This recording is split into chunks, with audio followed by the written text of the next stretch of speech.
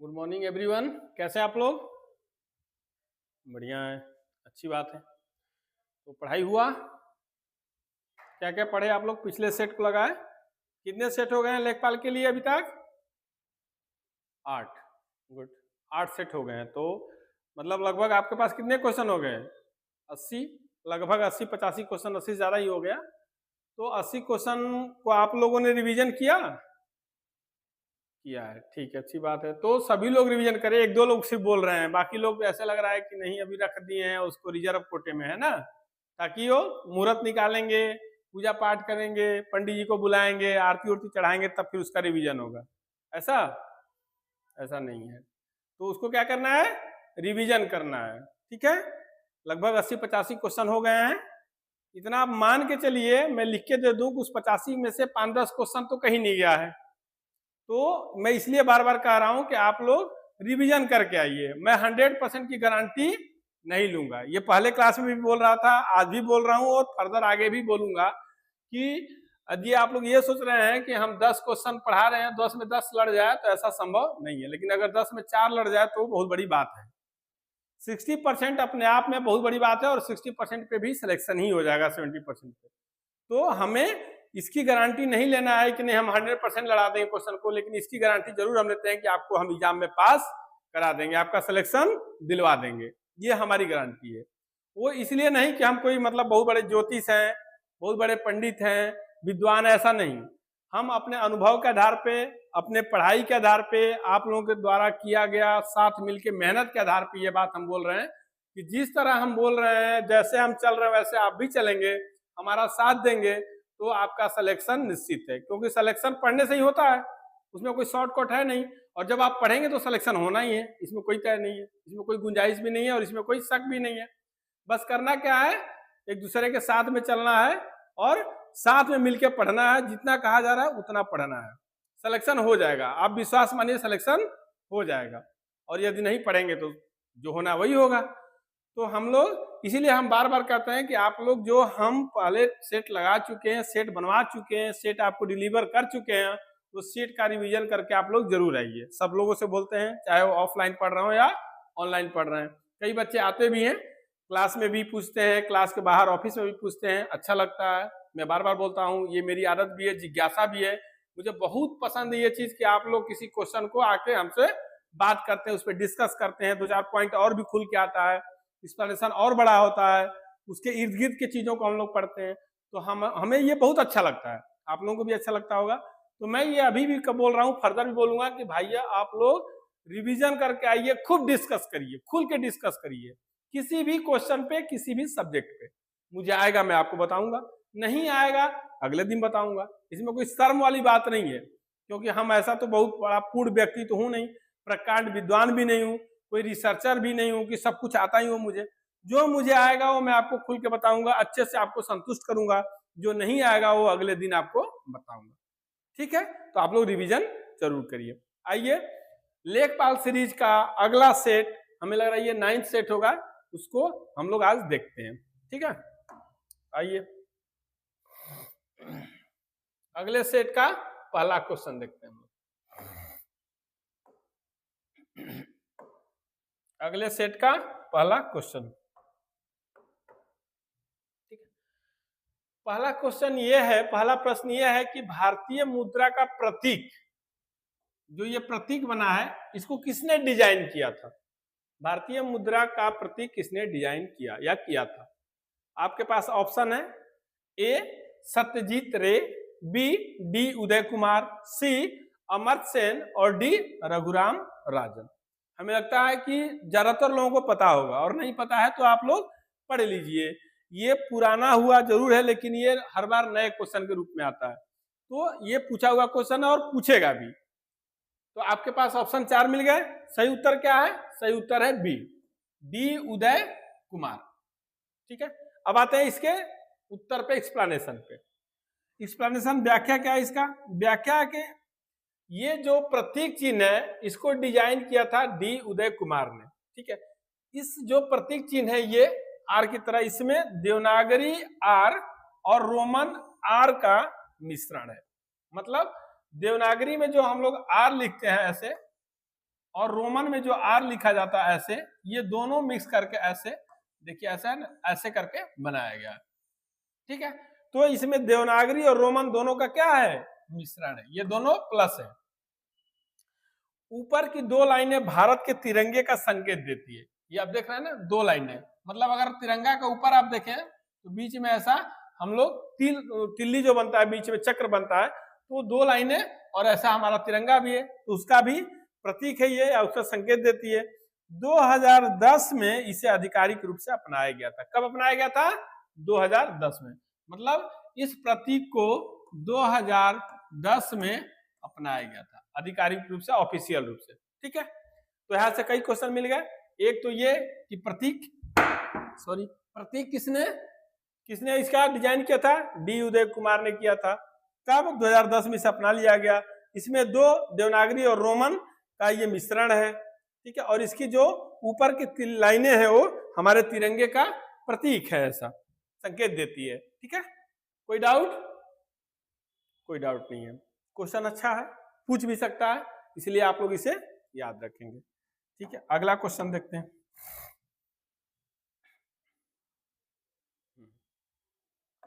अगला क्वेश्चन है ज्योग्राफी से। आइए ज्योग्राफी का क्वेश्चन देखते हैं। सूर्य का सबसे बाहरी भाग क्या कहलाता है? जैसे मान लीजिए ये सूर्य है, ठीक है, ये अगर सन है, ये सन है, तो इसका ये जो एरिया है, ये बाहरी भाग, ये बाहर वाला एरिया, ये वाला, ये क्या कहलाता है, जो सबसे बाहर का भाग है? तो आपके पास ऑप्शन है क्रोमोस्फीयर, फोटोस्फीयर, कोरोना और नाभिक। तो सही उत्तर है कोरोना, सी। सही उत्तर है सी। ठीक है, सी उत्तर इसका सही है। इसको क्या बोलते हैं, इस भाग को बोलते हैं कोरोना। कोरोना आया भी था 2 साल पहले। ठीक है, तो कोरोना इसको बोलते हैं। व्याख्या, एक्सप्लेनेशन क्या, यह सूर्य का सबसे बाहरी भाग है। यह पूर्ण सूर्य ग्रहण जब फुल मून होता, फुल सन होता है जब उसमें, तो उस समय इसको दिखाई देता है। जब पूर्ण चंद्र सूर्य ग्रहण होता है तब ये दिखाई देता है। इसका तापमान कितना, लगभग 10 लाख डिग्री सेल्सियस है। ठीक है, 10 लाख डिग्री सेल्सियस है।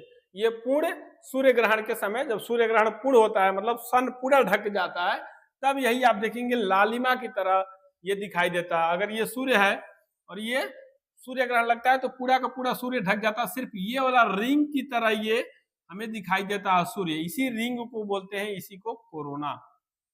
और इसका तापमान 10 लाख डिग्री सेल्सियस होता है। ठीक है, 10 लाख डिग्री सेल्सियस होता है, 10 लाख डिग्री सेल्सियस होता है। ठीक, अगला क्वेश्चन।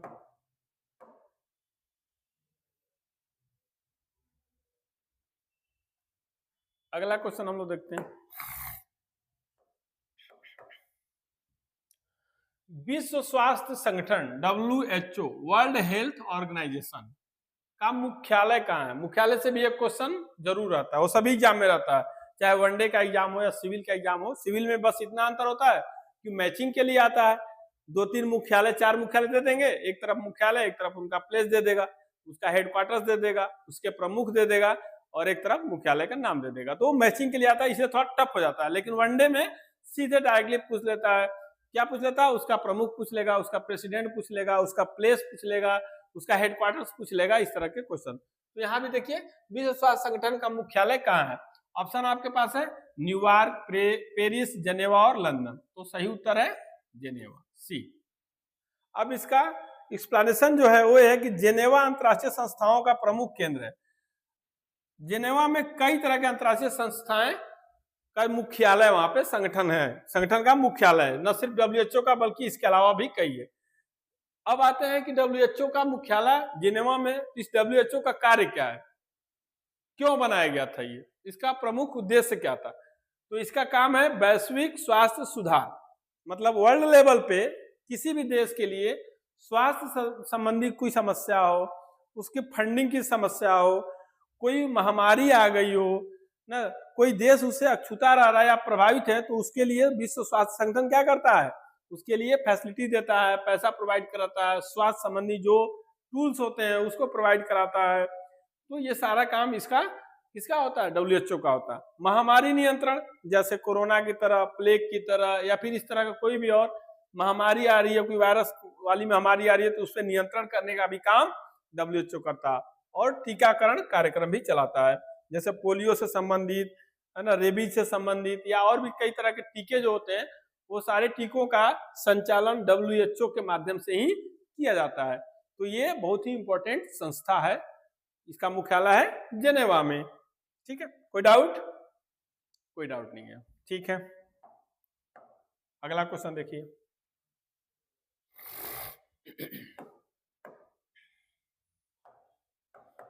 अगला क्वेश्चन, भारतीय संविधान में कुल कितने अनुसूचियां हैं? अनुसूचियों की संख्या कितनी है? कितनी है? तो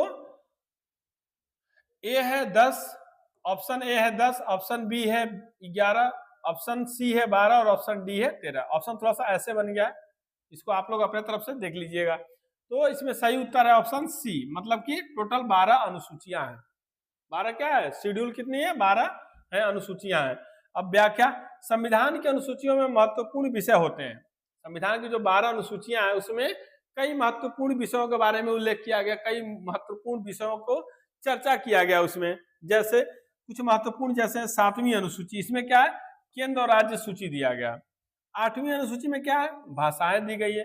जो हम लोग की 22 भाषाएं हैं उसमें किसमें है? 8वीं अनुसूची में 22 भाषाओं का उल्लेख है। 11वीं और 12वीं अनुसूची में क्या है? पंचायत और नगर पालिका। भाई स्थानीय, जो हम लोग पढ़ रहे थे उस दिन, स्थानीय स्तर पे जो संस्थाएं, स्थानीय स्तर पे जो वितरण है, जो डिवीजन है, वो किसमें है? 11वीं और 12वीं में। पहले कुल कितनी अनुसूचियां थी? 8। जब संविधान का निर्माण हुआ था उस समय हमारे संविधान में अनुसूचियों की संख्या कितनी थी? 8, लेकिन बाद में बढ़ के ये कितनी हो गई है? 12। वर्तमान में कितनी हो गई है? 12। ठीक है, अगला क्वेश्चन देखते हैं फिर। अगला क्वेश्चन है साइंस से। अगला क्वेश्चन है साइंस से। विटामिन डी की कमी से कौन सा रोग होता है? आप लोग जानते हैं कि विटामिन हमारे शरीर के लिए अति आवश्यक है, और हर विटामिन का अपना एक कार्य है। किसी भी विटामिन की कमी होने से शरीर में कई तरह की समस्याएं उत्पन्न हो जाती है, कई तरह की डिसीज हो जाते हैं, बीमारियां हो जाती हैं। ठीक है, तो विटामिन हम बाहर से भी लेते हैं और हमारा शरीर अंदर भी बनाता है। कल ही सेट पे इसकी चर्चा की गई थी। तो अब आज ये क्वेश्चन है कि विटामिन डी की कमी से कौन सा रोग होता है? ऑप्शन है स्कर्वी रोग, रिकेट्स रोग, एनीमिया रोग और बेरी। तो ऑप्शन बी है रिकेट्स, सही उत्तर है रिकेट्स। विटामिन डी कैल्शियम के, व्याख्या क्या है? विटामिन डी कैल्शियम के अवशोषण में मदद करता है। मतलब यदि विटामिन डी की कमी हो गई तो जो कैल्शियम हम लोग लेते हैं उसका अवशोषण हमारा शरीर नहीं कर पाएगा, कैल्शियम को हम लोग एब्जॉर्ब नहीं कर पाएंगे। इसके कमी होने पर हड्डियां कमजोर हो जाती हैं, टेढ़ी हो जाती हैं, और बच्चों में तो यह रोग अधिक होता है। जैसे आप देखोगे बच्चों में पैर टेढ़े मिलते हैं आपके, या फिर हड्डियां टेढ़ी हो जाती हैं, हाथ टेढ़े मिलते हैं, तो ये किसके कमी से होता है? विटामिन डी की कमी से। और विटामिन डी का सबसे अच्छा स्रोत क्या है? सूर्य की किरणें। इसलिए सुबह सुबह कहा जाता है कि सुबह की धूप लालिमा जरूर आदमी को लेने चाहिए। उससे क्या होगा कि आपके शरीर में विटामिन डी की कमी नहीं होगी, हड्डियां मजबूत होगी, वो नेचुरल विटामिन है। ठीक, अगला क्वेश्चन।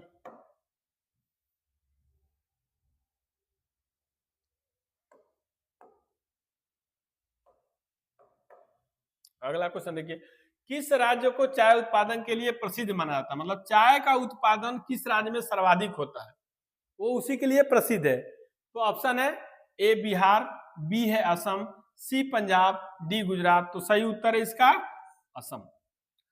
असम चाय के लिए बहुत ही महत्वपूर्ण है, या ये कहिए कि चाय उत्पादन में सर्वश्रेष्ठ राज्य है असम।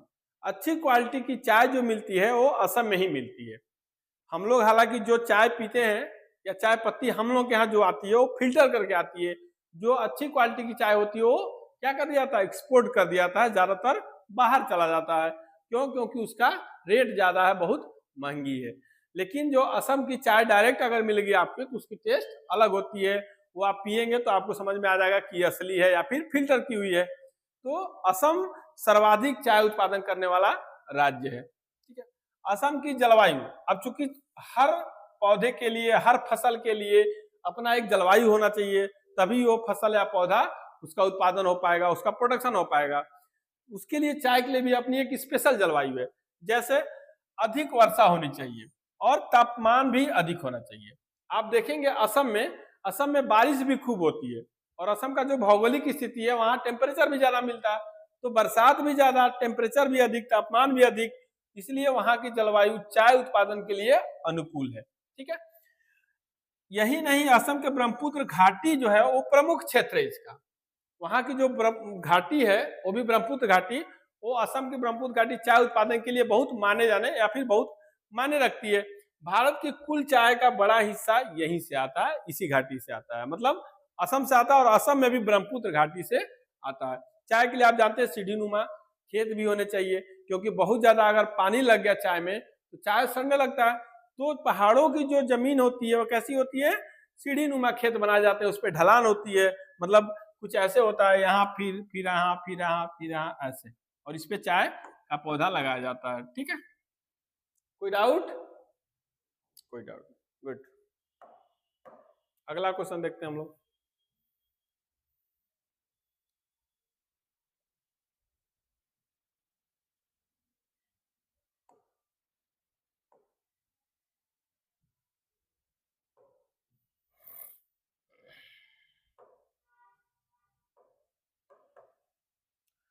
अगला क्वेश्चन है कि डीएनए का पूरा नाम क्या, फुल फॉर्म क्या है डीएनए का? डीएनए का पूरा नाम क्या है? आपके पास ऑप्शन है deoxyribonucleic acid, deoxyribonucleic acid, dynamic nucleic acid और डबल न्यूक्लिक एसिड। ठीक है, तो ऑप्शन क्या है? B, deoxyribonucleic acid, DNA का फुल फॉर्म होता है। ठीक है, डी न्यूक्लिक और एसिड, ये होता है डीएनए का फुल फॉर्म, पूरा रूप होता है इसका। D oxy ribo nucleic acid इसका फुल फॉर्म होता है। डीएनए शरीर की आनुवंशिक जानकारी, मतलब जेनेटिक कोड रखता है। जेनेटिकली आप कैसे हैं या अपने परिवार से मिलते जुलते हैं कि नहीं, बिलोंग करते हैं कि नहीं, इसकी जांच डीएनए के माध्यम से हो जाती है। इसीलिए देखिए, माता पिता का जो जांच होता हो कि उनका बेटा है कि नहीं है, या आप अगर ऐसी मुसीबत में कोई फंस गया या कुछ डीएनए जांच करनी पड़ी, मैच करना पड़ा कि ये उन्हीं का लड़का है, तो उसका डीएनए जांच करा जाता है। आप लोग अक्सर सुनने में आता है, पेपर में भी आता है और जानते भी हैं आप लोग। ठीक है, तो ये जेनेटिक कोड होता है, इसी के माध्यम से हमें जानकारी मिलती है, जांच होती है। यह कोशिकाओं के नाभिक में पाया जाता है। डीएनए कहाँ पाया जाता है? नाभिक में। माता पिता से गुण संतानों में डीएनए के माध्यम से ही जाते हैं। जैसे जो माता पिता की विशेषता है वो संतान में भी पाई जाती है, अक्सर आप देखते होंगे, उनके रहन सहन, उनके सोचने की, उनके कार्य प्रणाली की, उनके बौद्धिक स्तर की, कई सारी विशेषताएं आपको डायरेक्ट, उनका कलर, उनका नाक नक्शे, उनके हाव भाव, ये सब कुछ मिल जाता है डायरेक्टली। तो ये कैसे मिलता है? डीएनए के माध्यम से ही मिलता है। ठीक है, अगला क्वेश्चन।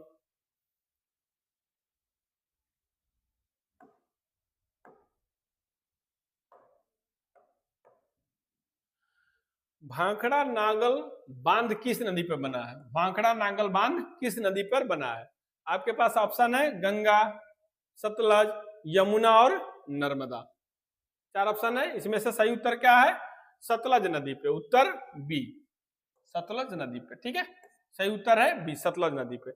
यह बांध हिमाचल प्रदेश में सतलज नदी पर बना है। इसके मुख्य कार्य क्या है? सिंचाई, जो पंजाब हरियाणा में ज्यादातर हिस्सों में होती है, इससे बिजली उत्पादन, बाढ़ नियंत्रण, इसे भारत का आधुनिक मंदिर भी कहा जाता है। ठीक है, क्योंकि भाखड़ा नांगल परियोजना किस पे है? सतलज नदी पे, और सतलज नदी पे ये बांध बनाने की वजह से कई सारे फायदे मिल गए, जैसे कि पंजाब हरियाणा उत्तर पश्चिम वाले एरिया में इस 2-3 राज्यों को इसने सिंचाई दी अच्छे तरह से, बिजली उत्पादन हुई। जो सतलज नदी के बार बार फ्लो हो जाने से बाढ़ आता था, फ्लड आता था, उस समस्या से भी निजात मिली।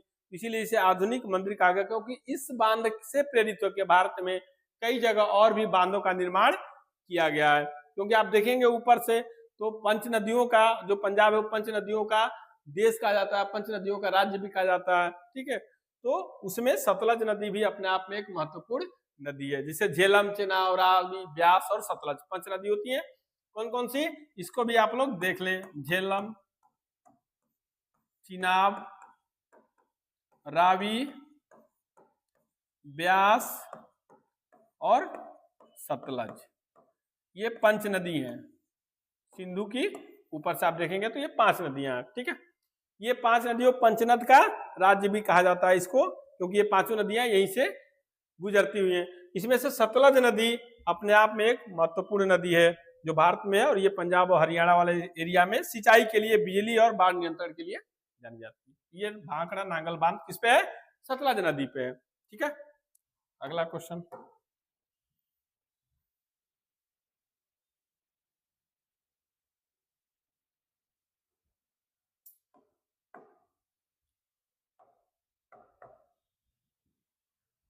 लौह पुरुष के नाम से किसे कहा जाता है या किसे जाना जाता है? आयरन मैन, लौह पुरुष। भारत में एक ऐसा भी व्यक्तित्व है, ऐसा भी व्यक्ति हुए हैं जिनको आयरन मैन की संज्ञा दी जाती है, लौह पुरुष की संज्ञा दी जाती है। ऑप्शन है आपको महात्मा गांधी, जवाहरलाल नेहरू, सरदार वल्लभ भाई पटेल और सुभाष चंद्र बोस। तो इसमें सही उत्तर है सरदार वल्लभ भाई पटेल। सरदार वल्लभ भाई पटेल को इतिहास में लौह पुरुष की संज्ञा दी गई।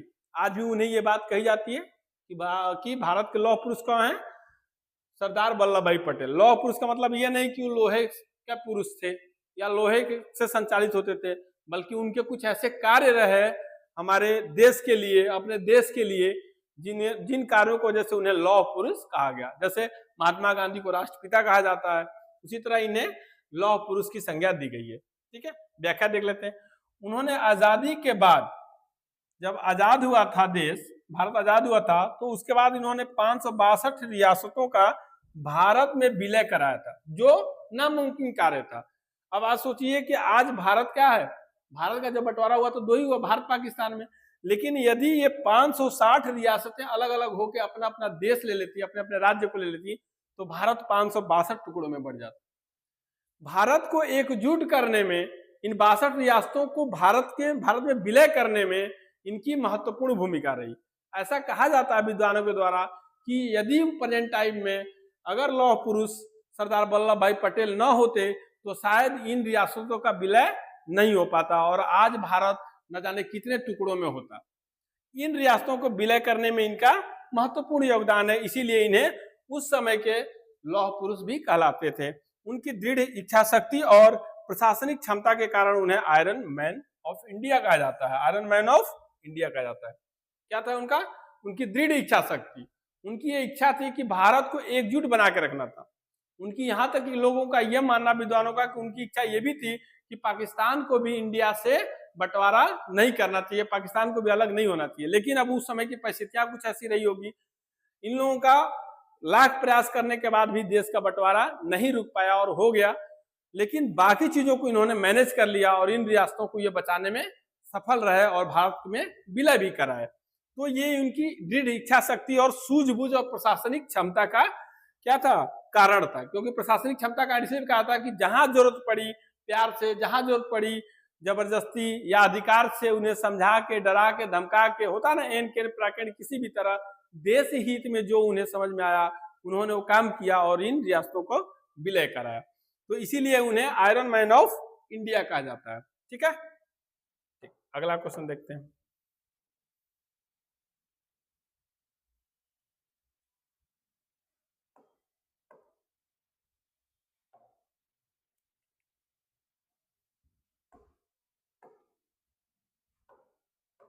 आइए अगला क्वेश्चन देखते हैं। अगला क्वेश्चन है कि भूगोल का जनक किसे कहा था? Father of geography. भूगोल का जनक किसे कहा जाता? आपके पास ऑप्शन है ए अरस्तु, बी हेरोडोटस, सी एरेटोस्थनीज और डी प्लेटो। ऑप्शन सी सही है। मतलब एरेटोस्थनीज को फादर ऑफ जियोग्राफी कहा जाता है। एरेटोस्थनीज को भूगोल का जनक, फादर ऑफ जियोग्राफी कहा जाता है क्योंकि उन्होंने सबसे पहले जियोग्राफी को जियो प्लस जियोग्राफी में शब्द का प्रयोग किया था, मतलब बांटा था। जियोग्राफी को किसने क्या किया था? 2 भागों में बांटा था। किसमें किसमें? जियो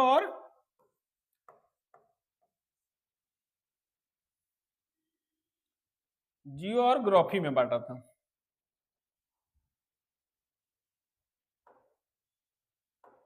दो भागों में उन्होंने जियो प्लस ग्राफी, दो भागों में इसे बांटा था, इसीलिए इन्हें, और इसका अर्थ इन्होंने बताया था कि पृथ्वी का वर्ण, शब्द का इसका अर्थ है पृथ्वी का वर्ण, मतलब जियोग्राफी में पृथ्वी का वर्णन किया गया, पृथ्वी को बताया गया, पृथ्वी के संबंधी चीजें बताई गई है, पृथ्वी का पूरा डिटेल बताया गया, इसीलिए इनको पृथ्वी का वर्णन कहा गया, पृथ्वी का वर्ण कहा गया। पहली बार इन्होंने ही जियोग्राफी को दो पार्ट में, जियो और ग्राफी के, जियो मतलब होता है भू, भू, और ग्राफी मतलब होता है ग्राफी से लिया गया वर्णन या जानकारी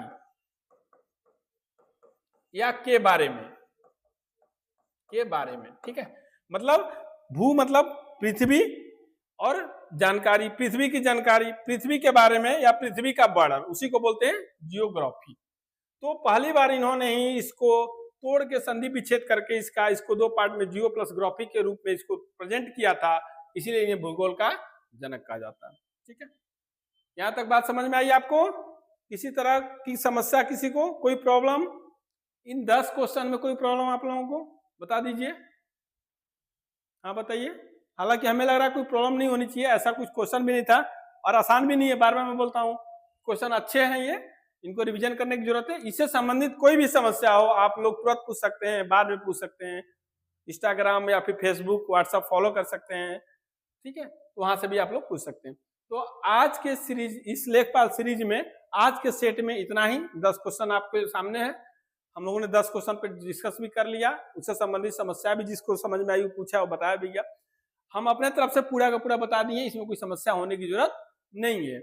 फिर मैं आप लोगों को दोबारा रिक्वेस्ट कर रहा हूं कि ये जो क्वेश्चन 10 क्वेश्चन दिए जा रहे हैं, कल जब आप हमसे मिलेंगे तो हमें ये उम्मीद रहेगी, या मैं ये उम्मीद करता हूं कि आप लोग उस 10 क्वेश्चन को रिवाइज करके आएंगे। न सिर्फ 10 क्वेश्चन को, बल्कि पिछले 8, 7 और प्लस ये 8 जो 9 सेट हो गए, उस 9 सेट को आप लोग रिवीजन करके आएंगे। बहुत बड़ी बात नहीं है, आधा एक घंटे का काम है, आराम से रिवीजन हो जाता है। इस बात को लेकर आप में भी कॉन्फिडेंस रहेगा कि मैंने रिवीजन किया, और मुझे भी इस बात की कॉन्फिडेंस रहेगी कि मैंने जो पढ़ाया है उन बच्चों में कंठस्थ है, उन बच्चों को आता है, उसका रिवीजन करके आए हैं, उसका एक्सप्लेनेशन भी उन्हें आता है, उस समझ में भी आता है। तो भैया मैं बार बार रिक्वेस्ट कर रहा हूँ, आप लोग इस पे ध्यान दीजिए और क्वेश्चन को रिवीजन करके जरूर आइए। आज बस इतना ही, कल फिर हम लोग नए सेट के साथ मिलेंगे, तब तक के लिए धन्यवाद। ठीक है, आपका दिन शुभ हो, गुड डे, नमस्कार।